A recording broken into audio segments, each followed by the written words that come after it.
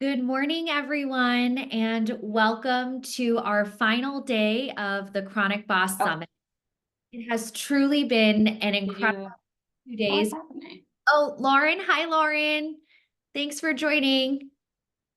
You're on, I think you're maybe, oh, you're not on mute. There we go. We love when our panelists are on time. Okay, thanks, Lauren. I'll kick things over to you in just a moment. So thank you all so much for joining for our final day. We have an amazing session for you on leveling up on LinkedIn. Lauren is a total expert and pro in this place, so you're really going to love that. Then we'll look at closing the gender health gap, which is a real powerhouse panel of women who are working in the women's health space. And we will close the day with an info session and give you all the details on joining the Chronic Boss membership. So we're really excited to kick things off. A huge thank you to our sponsors, Lauren Perna Communications, Lauren who's speaking in just a moment, and to Laurie Butson at Clear to Flourish. This would not be possible without them. And just a reminder to everyone that as a registrant of the Chronic Boss Summit, you get $50 off your membership for Chronic Boss, which brings it to $397 annually. So membership will be open through October 7th, and we hope you will consider joining us. Thank you all for the energy and enthusiasm you've brought over the past couple of days. So with that, I'm going to invite Lauren to come up to the stage.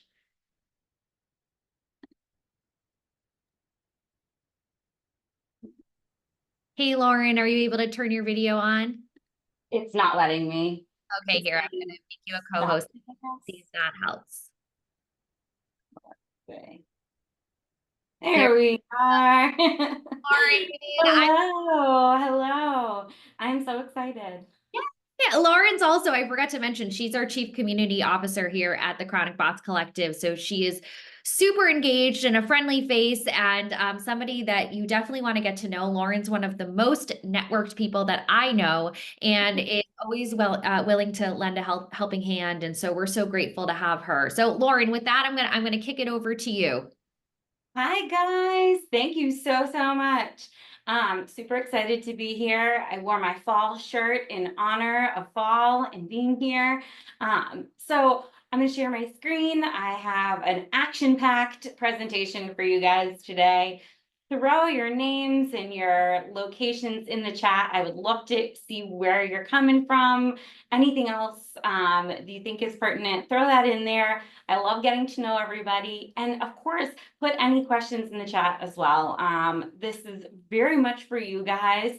Everybody has very different levels of knowledge on LinkedIn. So I always try to keep that in mind. And if something is too elementary, just tell me to move on. Or if you don't know what I'm talking about, tell me to stop. So, okay, here we are.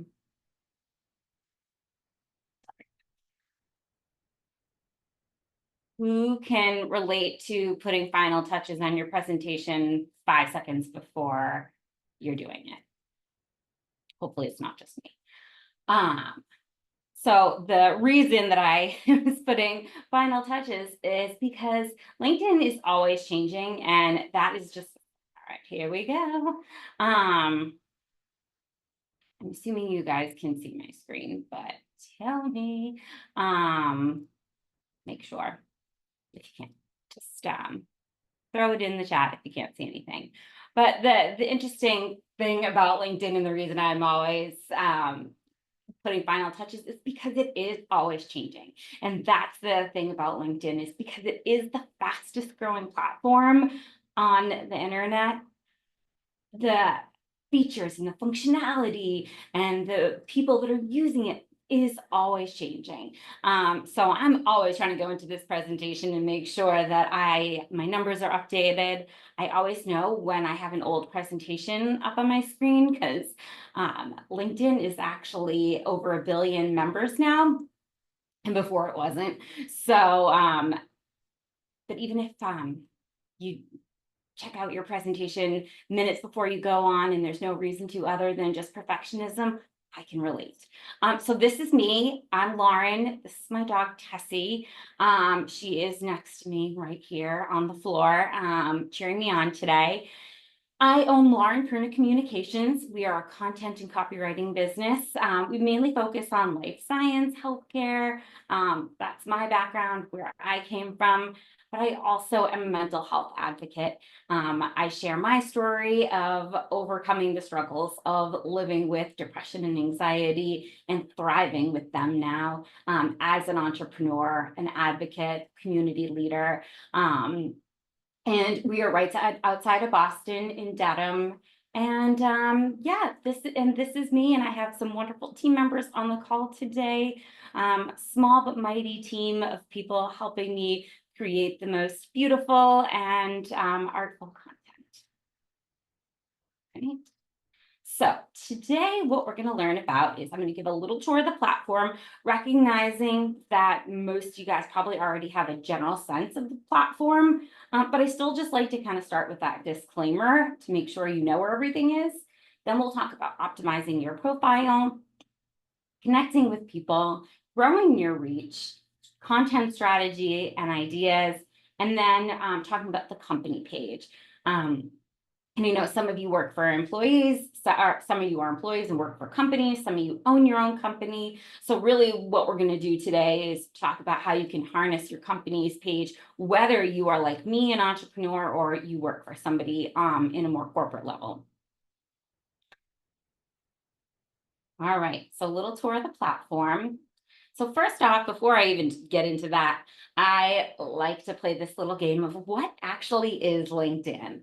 And LinkedIn is so different than any other platform because it is not just a social media platform, it's a personal branding tool. It's a search engine, a resume bank, a job board, coffee date networking platform, directory, phone book, membership list, company website, community group, content aggregator, newsletter, blog, media outlet, advertising platform, and an education and skill development tool. Did I miss anything?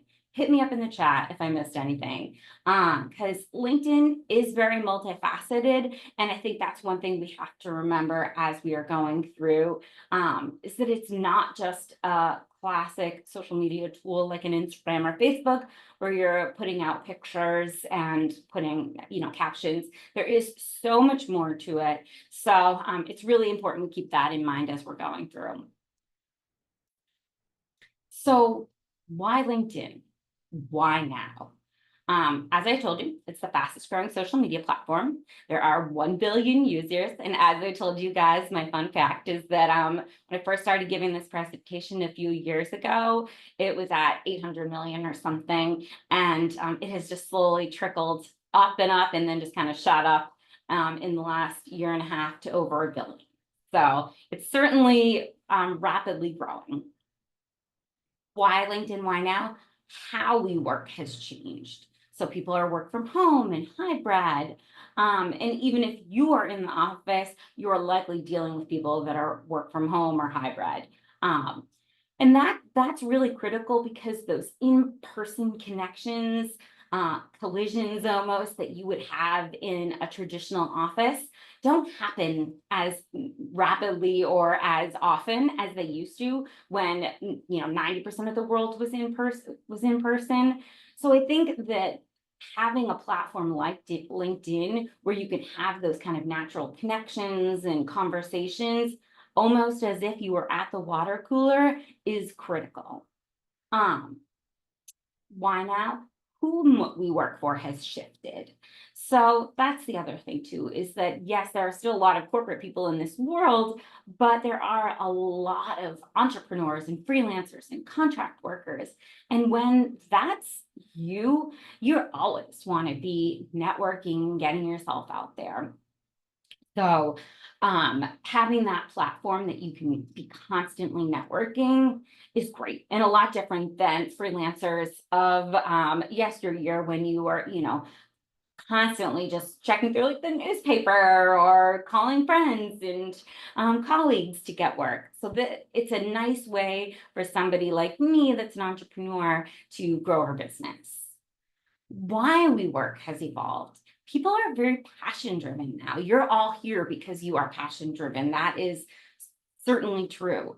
So having a platform where you can share those passions and really bring your whole self to your career is huge. You know, never before LinkedIn were we able to really see a person's whole kind of life. You know, I didn't really know when I started working in the dark ages. I didn't really know what people did outside of work other than maybe their kids' names. But now you get a whole picture of people. You understand what their passions are, what drives them. Personal branding on that same note is very critical in today's world. You are not just you, a worker, you are you as a whole person. As I told you guys when I started this presentation, that I am not only a business owner for content and copywriting, but I'm also a mental health advocate. And I'm able to share all of those things on LinkedIn. And the final piece, which you all know, is that social media marketing is pretty much a non-negotiable for any business. So having that ability to get yourself out there in a, mostly free way is critical. So that's why LinkedIn, why now, and hopefully that just kind of sets the stage a little bit. So navigating your way around. So this is my screen, and I like to kind of say that this left-hand side is my profile in my community. This is everything about me, how many profile views and impressions I have, pages I manage, the newsletters I'm signed up for. This whole section is really me, and anything I need to access regarding my community.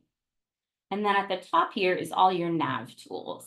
Obviously, when you open linkedin.com, you're gonna go to the home screen. But the network tab is that full comprehensive view of everybody you are connected to, everybody that follows you, everybody you follow, the companies that you follow, the newsletters, and it's also going to give you access to the people that LinkedIn thinks you should follow. A lot of times you will see people with your similar title, and then there's a whole list of people, or you'll see people that went to your school. Those are great resources to use because those are likely people that you kind of know in your circle or should know in your circle. So I always try to flip through those every once in a while to see if there's anyone I want to add or connect with. LinkedIn also includes events and newsletters that they think you should know. So really use that network. That's a great way to grow your following or grow the people you're following. And then jobs, which we all know what that is. That's the jobs board. And LinkedIn's jobs board, we're not going to really talk about that today, but it is a wonderful tool. When I was looking for a job, I found it to be a great tool. It's very comprehensive. So if you are a person that's looking to hire, I would absolutely look more into the jobs. And if you're looking to find a job, of course, I'm sure you're already on there. Messaging, notifications, pretty clear. I also just like to point out that the Me tab is where you find all of your settings. And some of the questions that I get when I give this presentation really surround privacy and settings and who can see me, who can find me. That is all under the Me tab with the settings. So really use that to your ability. Remember that the more privacy settings you enact, the harder it is going to be to find you. And for someone like me that's always trying to get out there and spread my good word, I don't really want that. You might be in a different position. So don't worry, however you feel about getting yourself out there is totally valid. Just recognize that the more settings you enact, the harder it is going to be to find you. And then I always just like to point this out too. This is the kind of meat and potatoes of LinkedIn, and it's sorted. You can sort it by top news or recent. I always sort it by top news because that's the news that people are commenting on and care about. Recent is chronological, which could then mean anything and everything comes up. Somebody you followed 10 years ago just posted 5 seconds ago about a new job they got in a completely different industry. Sure, that's helpful, but something like this, where it's in my industry, it's a press release about a new partnership that's happening, that's much more relevant. So just keep that in mind. So that's the platform itself. Now, piece de resistance, updating your profile. this is really kind of the most important part of the presentation for most people, because people really want to understand, how do I make a fantastic profile that stands out? Recognizing that I only have an hour here today, and usually I give, a 2-hour training, and then we work together with your profile for an hour. What I did was offer one of my freebies. It's a full template of helping you craft the most optimal profile. So everyone will get that. It's very comprehensive, and all my questions, the questions that I ask people in how I craft their profile are included. So hopefully that'll help a little bit. But what I thought I would do is just kind of give you a quick rundown of what a good profile looks like. So a good profile has clear and concise descriptions throughout it. Remember, in this world, people are scanning. As much as I wish people were truly reading, that is just not how our world is working. So make sure that all of your descriptions are clear, concise. Short sentences are always good. You want to make sure that everything is really infused with your personality and authenticity. As I said, this is a personal branding tool. Both of those things require personality and authenticity. So really making sure that you aren't just using AI to create your profile, or you're just, putting what you think people want to hear. It really should be what you want to say. Make sure that you have a professional picture. Your background is something. Kills me when I see that people don't have background images, because you could just literally go on Canva and make something, or just export something that's already there. So make sure you have that thoughtful background. You want to have a headline that gives people an instant understanding of who you are and what you do. Make sure that all of your sections are filled in with keywords.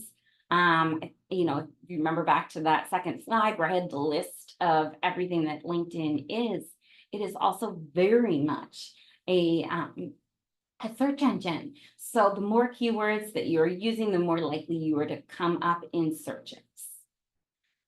You also want to have regular engagement with your network and other pages.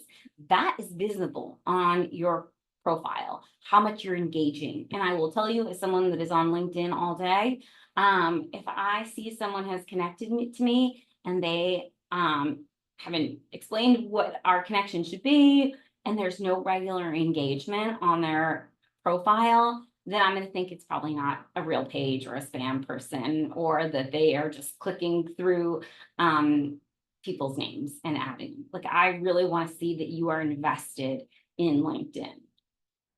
And then I also want to see that all of your experience section companies are tied to actual company pages. It's very easy to do, and it shows legitimacy.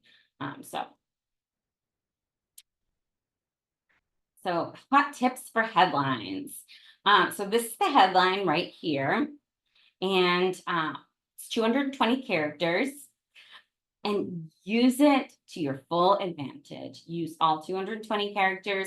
Somebody once asked me, like, doesn't that look messy or overwhelming? No way. Because again, remember, people are scanning. A lot of people are probably, not even going to click on your profile. Again, as much as I hate to admit it, they're probably just going to look at your headline and click connect. So that headline has equal weight as the rest of the profile in today's world. What else?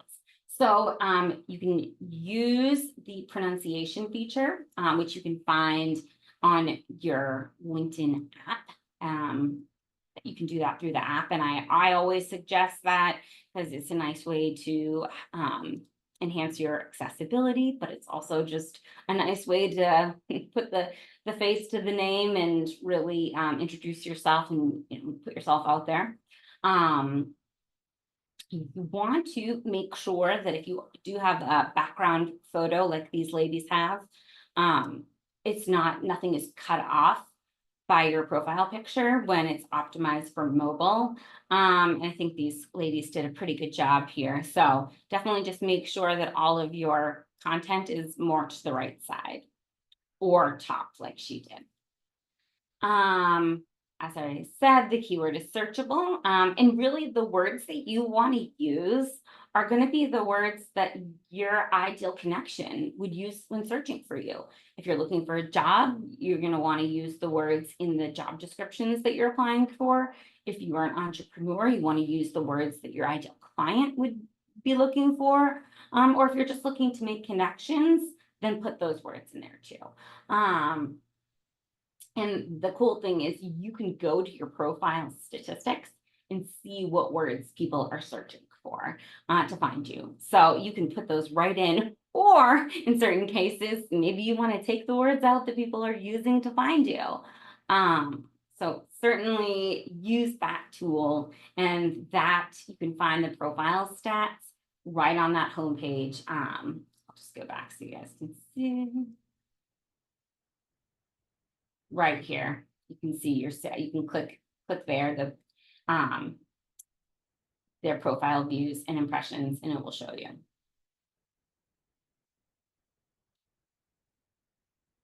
All right, so there's the headline, which we know is important. The first few words of the headline are even more important, again, because people scan, people are just looking. If someone is linked your profile in an email, sometimes like the hyperlink text will show up a little bit of the first few words of your profile. So really those first few words are crucial. Then the about section. I truly believe that the about section is so important and really an opportunity to share your story. Again, I just like to be realistic though. As much as I love to write, as much as I love to read, I know that's just not how our world works. So I always suggest, that first line should really give people a full picture of who you are. And I pulled Lily's because I thought it was perfect. And I pulled Melissa's, my creative director and business bestie. So from reading both of these, if I did not click the about section shows 2 lines before it says see more. So if I did not click on the see more, I still would know exactly what Melissa and Lily do, and that's fine. Again, you're always trying to cater to what the audience is. And if the audience is not reading them, then as much as I love reading, that doesn't matter. So creating this, really powerful first sentence is critical. And then also to kind of cater to people's lack of reading or scannability. You see how both of these ladies have included a lot of spacing. That's huge too.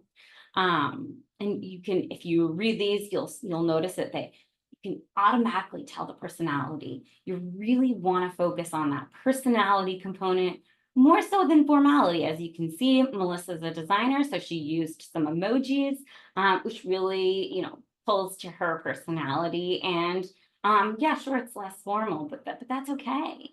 And fun fact, emojis actually do better on LinkedIn, so don't hesitate to use them. You definitely want to inform the reader of like what you do, how you help people. Don't be afraid to share personal anecdotes like Lily did here, testimonials, calls to action. Both of these ladies have wonderful calls to action.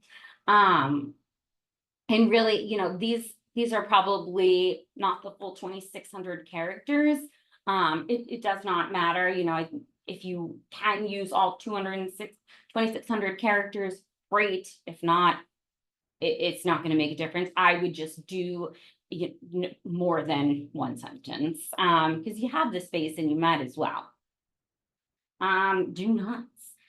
I always tell people, like, do not put open to opportunities up in this little headline, the headline section that I was showing before. I've seen people put like open to opportunities.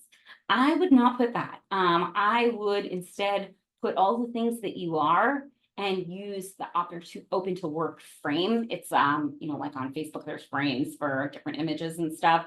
It's similar to that. That's just a much better way. And I feel like when you put open to opportunities directly in the headline or even the about section, you're seeming desperate. And you don't want to, you want to show yourself off as a beautiful asset and that somebody needs to hire you, that you are this amazing warrior that they need on their team. You're not desperately trying to find a job. Or you certainly can put open to opportunities as long as you are following up with kind of everything I'm talking about, that that you are this beautiful asset. I just hate to see someone really discount themselves with just open to opportunities. I always tell people, don't lead with your years of experience kind of without context or story. Again, I just feel like you're doing yourself a disservice if Lily started with something like, patient advocate with 15 years of experience. That's great, but that's not what's going to make me want to connect with her. This beautiful story is. Also, don't sound overly magnanimous. I'm sure you know what I'm talking about. Some of these profiles, you got to roll your eyes and like, there's, it's good for you. All these one-uppers. So, I just try and sound as Lauren as I can, if that makes sense. Tips on how to keep things short and sweet. You're asking the wrong girl here. I'm just kidding. No, I've worked really hard, Amanda, on keeping things short and sweet.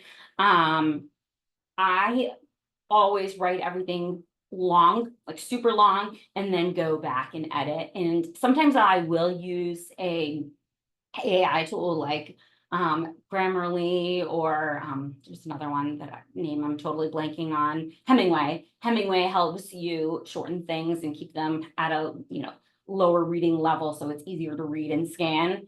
I do that. Sometimes that's really helpful, especially if you're like me and like every word feels important.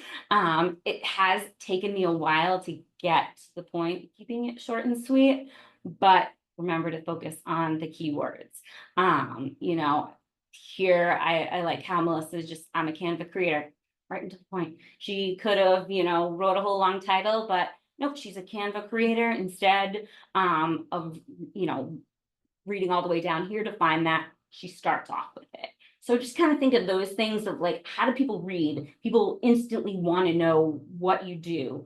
So I know that's not really a great answer, but honestly, short and sweet is tough.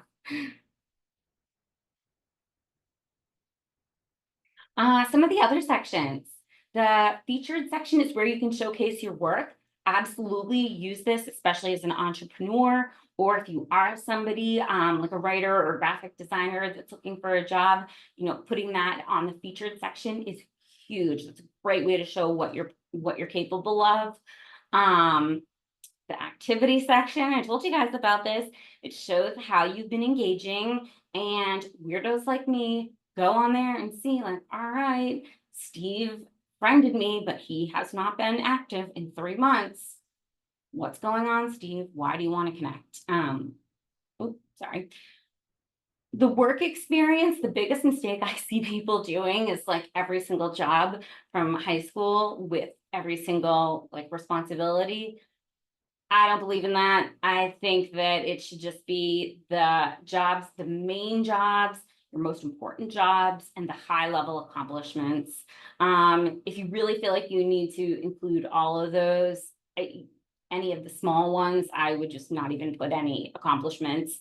It's just not going to do you any favors. I think the important thing is showing the jobs that are most relevant and the accomplishments that you had. And I'm not a recruiter, but I would assume that if a recruiter is looking for somebody and they don't have the full work experience on LinkedIn, they're going to give them the resume with full experience, or most people have so many jobs these days that I'm not seeing it being a game changer. The skills section, absolutely add all of the skills that you want to be known for. This is very searchable, so searchable that just be careful, because I just was selecting all the skills I had willy-nilly, and selected Excel because I know Excel. And then I kept coming up for all these jobs with Excel, and yeah, so just be super careful about which skills you are selecting. Accomplishments, absolutely include your publications, patents, languages, anything like that. You don't need to go overboard, of course, but don't skip it, especially folks in my industry. I work with a lot of scientists.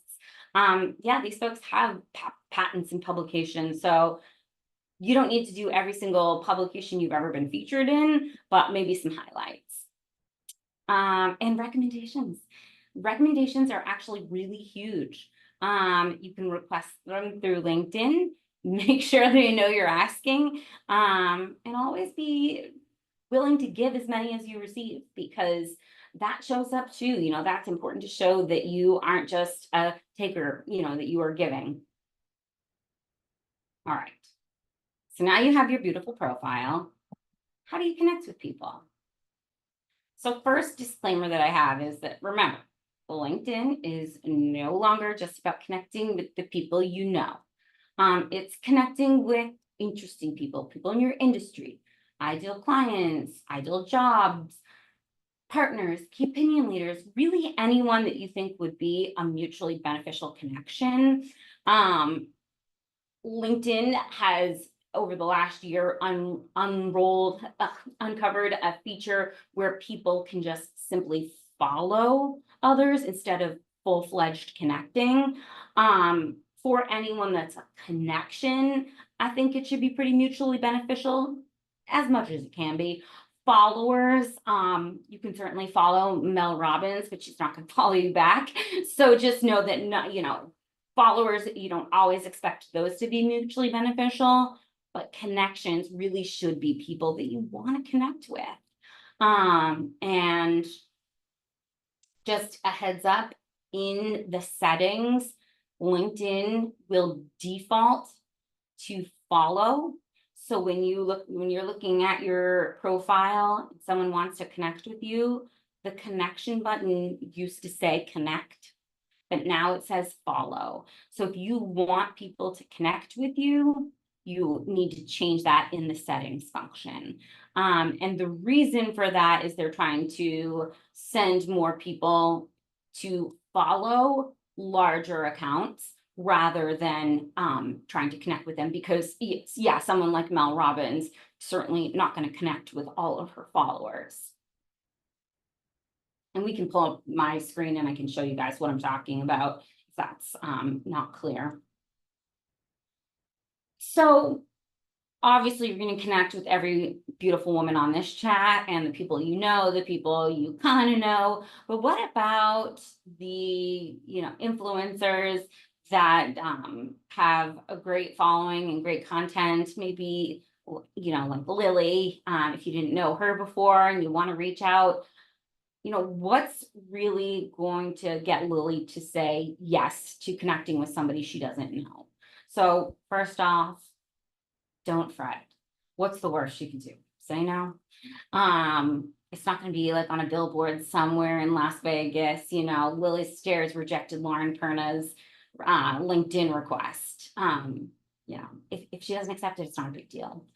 But the reasons she would accept would be including a personal note. So always something like, hey, Lily, been following your content for a long time. Really love what you're doing in the autoimmune world. Would love to connect with you. Explain why you think you're valuable. If it's not as clear, maybe it's we're both entrepreneurs in the life science field, thought that we could be good connections. I never include the cell ever. I just personally think that's a bit much. I don't like when people do that to me. That is a surefire way for me to say no.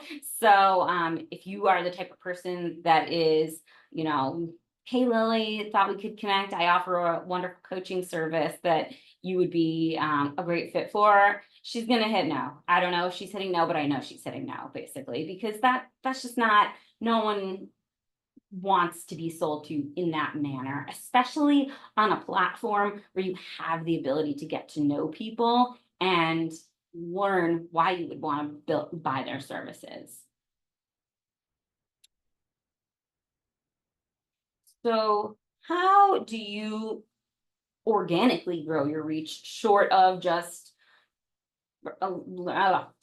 requesting friends with people that LinkedIn suggests, or connecting with people on your feed? How do you do that?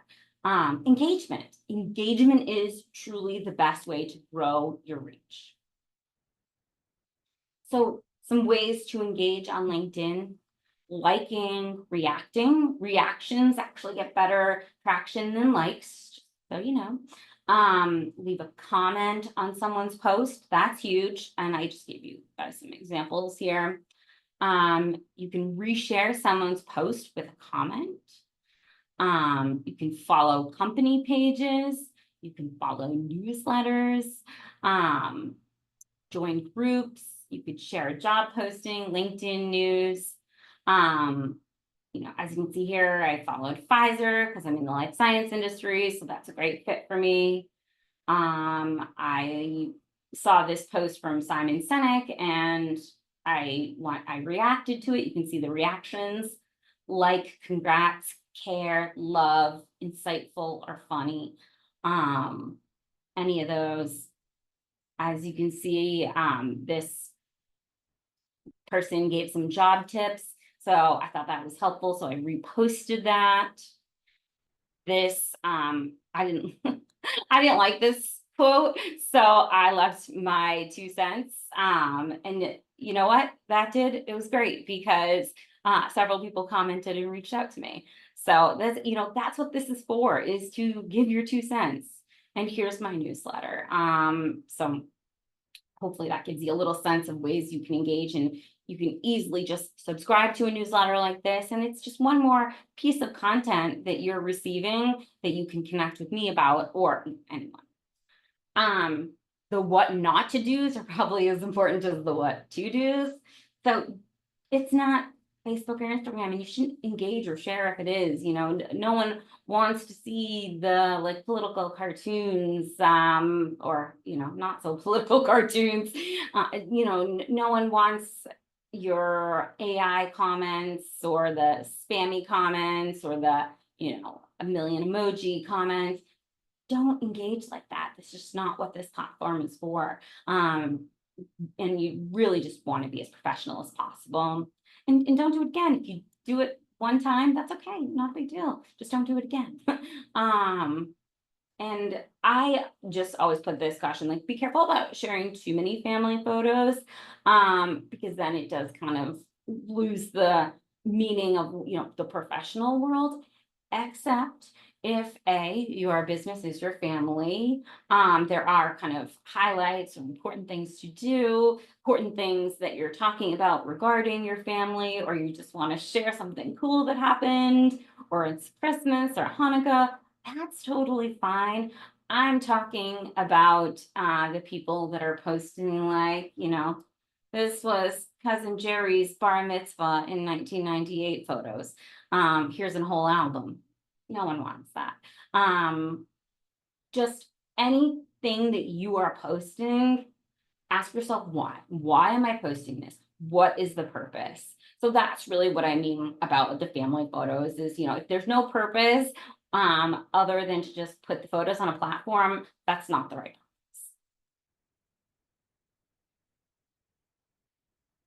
So content ideas and strategy.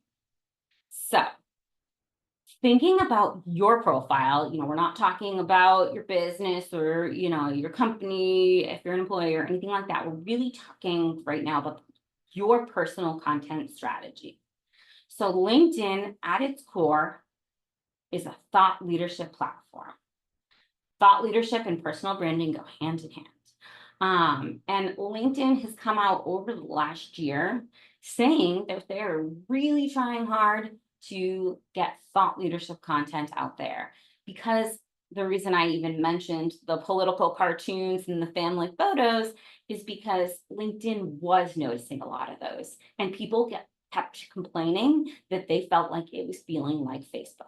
And that's not what I want, obviously. So over the last year, they have made this very concerted effort to pull those types of posts out of the algorithm and focus on posts that are thought leadership content. Thought leadership content is authentic, it's personal, and it's really expert driven.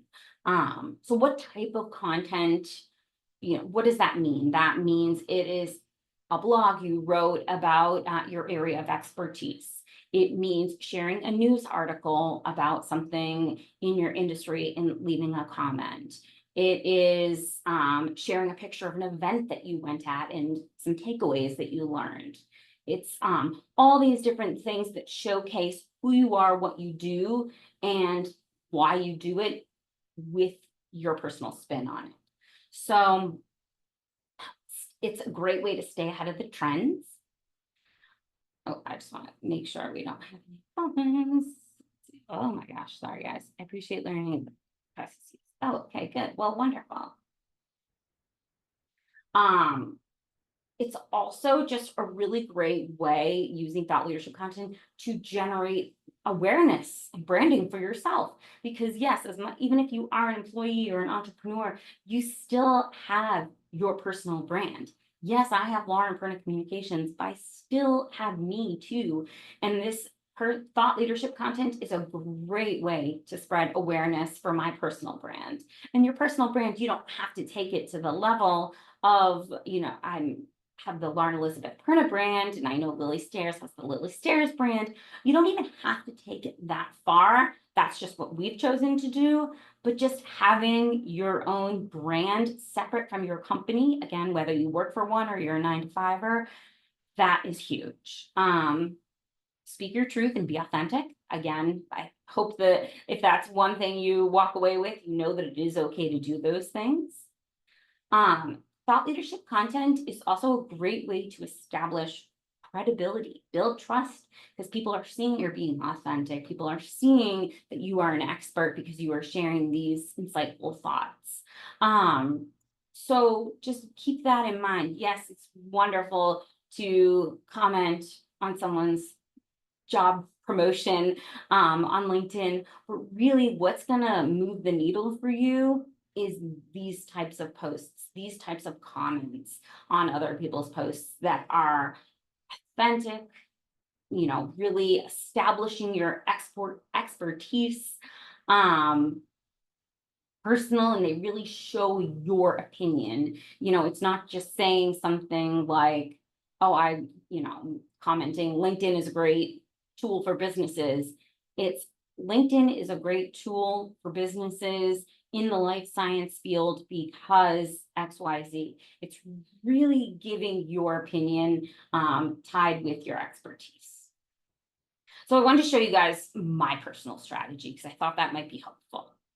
So these are, we always tell people to have, between like 3 and 6 buckets, basically. So these are my personal buckets. I talk about mental health awareness, my personal story, entrepreneurship with a focus on women, and you kind of notice these two things are combined. My mental health awareness is really combined with my entrepreneurship story, which is why my story is there kind of in the center. And my story is, if you're not too familiar with my story, I talk a lot about how becoming an entrepreneur was the best thing for my mental health. And then on this secondary level, I'm talking about all the things with my business highlights. I will share things from the Lauren Perna Communications page. I also talk about content and copywriting and LinkedIn and personal branding. For me, these are secondary because I already have a company page that has a pretty good following. The content on there, I can easily just share from my personal page, whereas I am trying to build my mental health advocacy platform as a speaker and a guest. So for me, this is kind of what's the top of my mind right now. If you had asked me a couple of years ago, it probably would have been flip-flopped. It would have been more my company and content writing, LinkedIn, but we have a pretty solid ground in that. So now we're focusing on this top piece. So hopefully that's a little helpful to give you a sense of, what types of things. And to drill it down even clearer. So I don't talk about mental health awareness on my Lauren Perna Comms page, because that is not Lauren Perna Comms. Every once in a while, I will do like a awareness day, or if there's some sort of content on mental health awareness that's related to our business, fine. But these are just not things that I talk about with the business, because I'm really trying to establish this as my personal brand.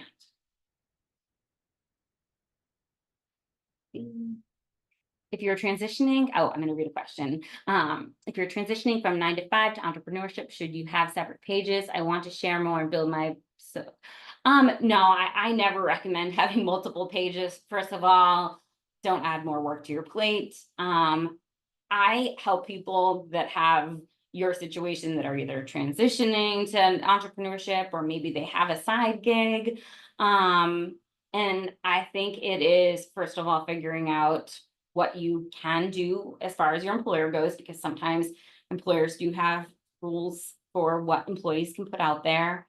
But I think it is all about being the most authentic and sharing what you do now and what you're hoping to do. And you don't have to do that explicitly saying like, hey, I'm looking to leave my corporate job. I think it's all about creating a story that includes what you do now and all the things you're good at that help people understand, when you do launch your business, it's natural. It feels like, oh, okay, perfect. Lauren worked for a marketing agency and now she's out on her own because she spent the last year talking about all these marketing tactics. But definitely don't add more to your plate. We already have enough in this world. So company pages. Company pages are very important because they receive 5 times the page views as company pages that are not active. So being active through your company is huge. And if your company, you work for a 9 to 5 and your company is not active, send them this presentation because it is huge. So other just little fun facts about the company pages: when you have a complete profile, you receive 30% more page views.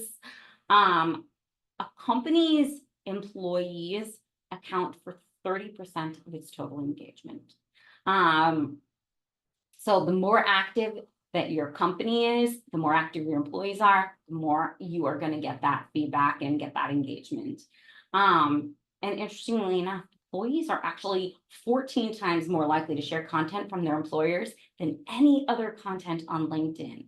So if you own a company and you have a team, you're not sharing and you're not asking your employees to share, there's literally a button you can push that says inform Lauren Perna Communications employees that you've posted. You're missing out. It's just such easy visibility.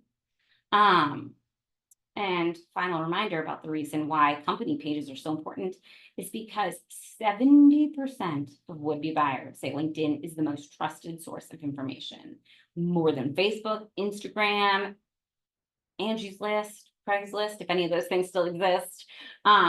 So utilizing this, whether you're an employee or an owner or a VP, is huge. So if you are an entrepreneur like myself, you might wonder, is it worth it creating a page? Is it not? I always say yes, because I think it legitimizes your business. It shows buyers that you are committed to your craft. It provides space to share your company details other than the website. Honestly, I've heard of people even just using LinkedIn as their company website because there's just so much ability to share everything you would have on a website. There's a home and about, people, insights, posts. It's really like a mini website. Again, as you guys know, it offers your employees and contractors an opportunity to spread awareness. And it also allows you to build brand awareness while connecting to your personal page and building that like, know, and trust factor that I'm sure you guys have all heard about in the marketing world. You know, you're really trying to build that like, know, trust factor with your potential employees, your potential clients and employees too.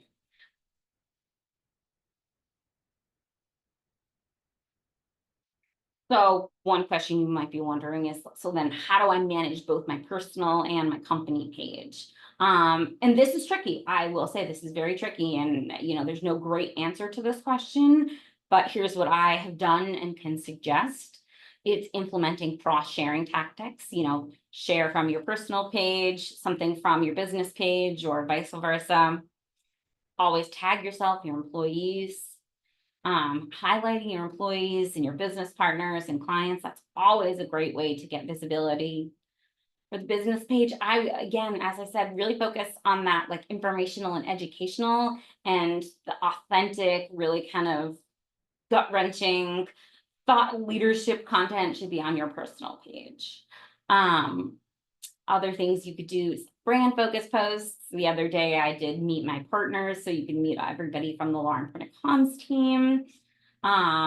Holidays, awareness days as they relate to your brand.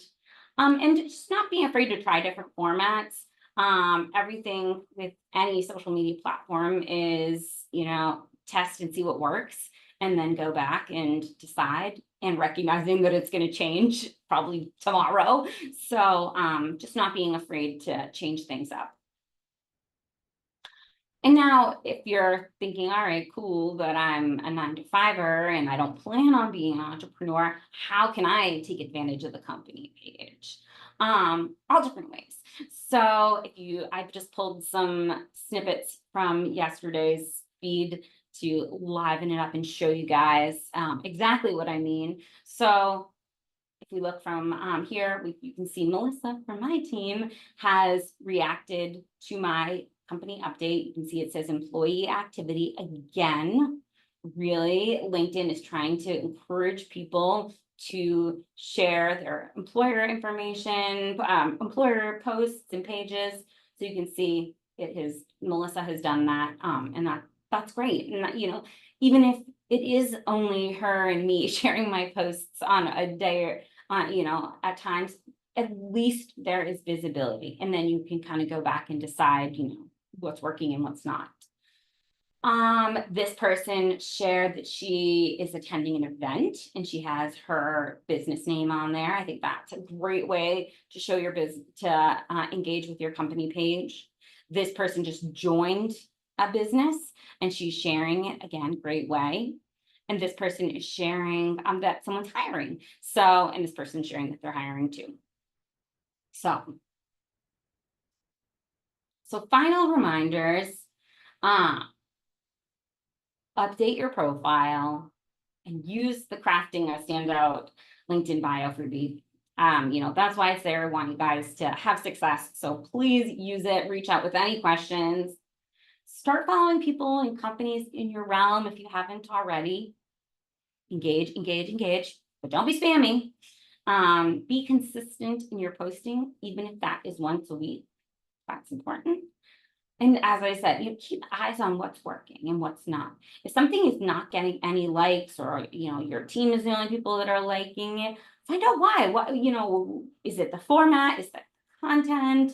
Try different things. And that's really, you know, the final thing, which I know I'm saying this to a group of people that are probably constantly worried, but don't worry, you know, it's not a big deal if you post something and it falls flat. It's not a big deal if you try it again the following week with a new image. You know, it's really just trying to get yourself out there and seeing what works. So this is me, and I also could not figure out how to link the freebie on this beautiful square. So Lily will send everybody the freebie, but it's pretty great. So I'm gonna go to the chat.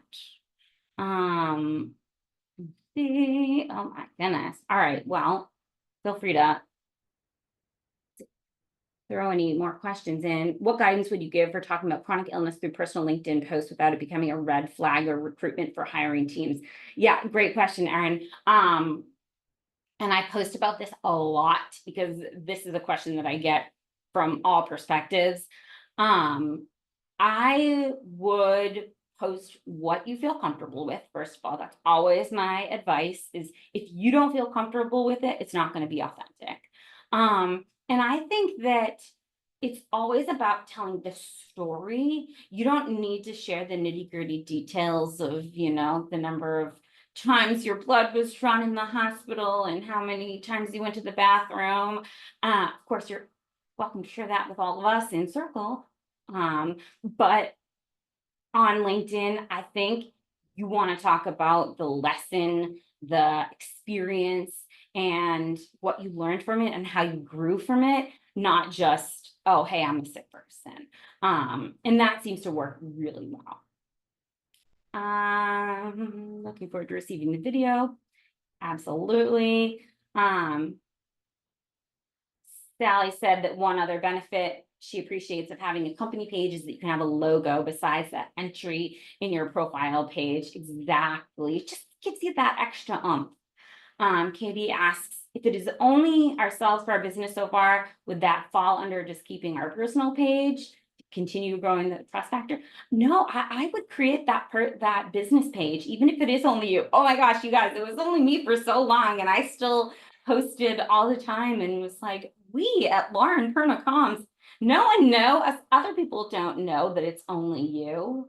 My advice might be a little different if you were just freelancing and contracting, but if it is an actual business that you are trying to grow, start now. Should we share our disabilities on our personal page? Hopefully I answered that question, Amanda. We'll send the freebie. Oh, here it is. Does it make sense for all of us to share our LinkedIn profiles? Yeah, of course. Put those in there, guys. Oh, you are so good, Sally, to ask if there's any rules. But yeah, this is me. And did I have my time? Oh, 3 minutes to spare. Any more questions? Thank you so much, Lauren. This has been, as always, amazing. Lauren is such a font of knowledge and wisdom for the collective, and we are so lucky to have her as our Chief Community Officer. If you enjoyed hearing from Lauren today, if you join our membership, you'll get to hear a lot more from her. Lauren is, as our Chief Community Officer, she also is going to be running a cohort where we bring together 10 to 15 women monthly so that you can build some stronger bonds and relationships. And yes, I saw a few folks in here were asking about recording. This is recorded. It will be up on Circle probably within the next couple of hours. So you'll definitely be able to go back and check it out. And Lauren, I will do one more question because somebody said they didn't hear your response about listing disabilities. Oh, yeah, sure. No, yeah. so this, I get this question a lot, especially from this group, because it's like, how much do I share? And what I say is that, first of all, you always have to share what you feel most comfortable with. Because that's authenticity right there. If you're sharing too much and you don't feel comfortable because Lily or I shared more than you would, you got to do what's best for you. But I would say that when it comes to disabilities, I totally hear you. And I think what I started with was more talking about the lesson and the experience, and less about just, hey, I'm a person that lives with depression, anxiety, chronic headaches, and all of that. I really focus on like, what's the lesson, what's the experience, and how does this apply to my life and my job? Thank you, Lauren. And thank you all so much for being so engaged and for your great questions. Definitely check out the replay. We will also be sending you the follow-up LinkedIn Anatomy of a LinkedIn Bio from Lauren. And we look forward to seeing all of you on some of our other sessions. We're going to hop over now to the Closing the Gender Health Gap. It's going to be a great one. So we'll see you there. Thanks, everyone.